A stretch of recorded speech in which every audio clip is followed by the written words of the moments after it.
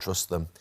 And Ten Hag kept doing that a few weeks ago, where he kept changing the back players, changing the midfield, and all of a sudden you've got a completely different system, a completely different set of players on the pitch at the end of the game, and you can never get stability or consistency.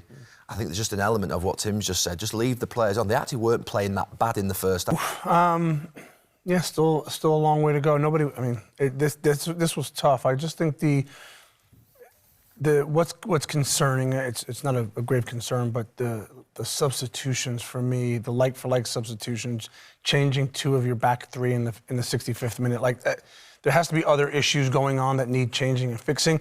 And what I would say about, again, this is my opinion, sometimes you have to let players suffer a little bit. Like bringing a player off almost lets them off the hook.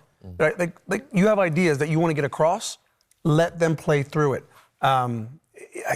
Look, he's chasing the game. I think he can chase the game in other ways, but it just shows what a long-term project this is. When you keep changing players, when you keep changing your back three, you take 5 players off, you're basically saying to all of them, effectively, because they've obviously been left out at the start of the game, that you don't trust them. And Ten Hag kept doing that a few weeks ago, where he kept changing the back players, changing the midfield, and all of a sudden you've got a completely different system, a completely different set of players on the pitch at the end of the game, and you can never get stability or consistency. I think there's just an element of what Tim's just said. Just leave the players on. They actually weren't playing that bad in the first half. Obviously, they were undermined by the set pieces in terms of the corners, but the football generally wasn't that bad. Then you allow 2 mistakes that were made after half-time within the first 10 minutes to undermine you, and then basically you make changes and all of a sudden everything falls to pieces. And it looked really scruffy. Really scruffy. They looked a mess at the end, United, with no real shape. I actually think, at least in the first half, they weren't brilliant, but at least they had a shape to them. So on Monday morning, on the training ground, what's the first and most important thing he does? I think I said this for Ten Hag for probably about 12 months. Pick an 11 that you think are the best. But he doesn't know, does he? I know, but I thought today, the team, we all agreed before the game, even Lee on commentary and Peter discussed it before the game, we thought that 11 was probably, apart from Luke Shaw, as close to Manchester United's best 11 as you could get. But then he changed 5 of them. I know, I'm not saying don't make a substitution, but almost give that 11 the faith and trust. Maresca's doing it now at Chelsea. He's playing an 11 on a Sunday or a Saturday, and then he's playing a different 11 in midweek, and he's sending some messages to the players that there's stability here, this is what we're going to do, and this is how we're going to play, and this is an idea that I believe in.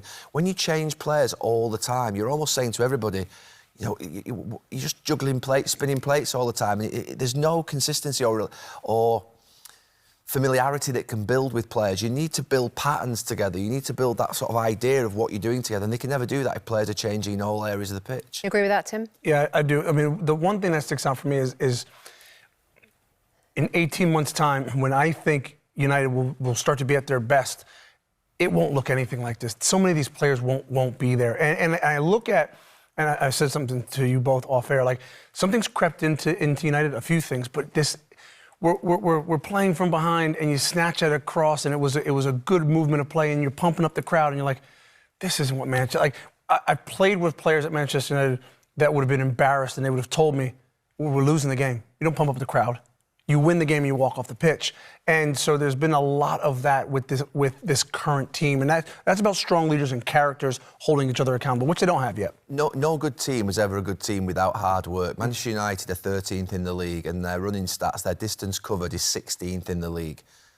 You don't deserve anything if you're being outrun every single week. And that's also interesting because the first game under Ruben Amorim, their running stats were pretty low, weren't they? I remember you saying. Which just you'd have thought that it's first game, they'd run their hearts out. It's to me, the worst thing that can be said about you is that basically you're not a hard-working player or you're not a hard-working team. And I think when I interviewed Ruben Amorim 3 weeks ago, he said the first thing that I want to change is the athleticism of the squad. He's basically saying they're not fit enough. They're not as fit as the other players in the league. They don't work as hard as the other players in the league. When Manchester United give the ball away, they don't sprint back with the same intensity as other players in the league that you watch. And it is really, I mean, it must be... The one thing that a fan wants to see going into a stadium is their players, if you like, caring and passionate for the shirt. They want to see them working as hard as they possibly can. And they'll forgive a lot of other things. They'll forgive mistakes.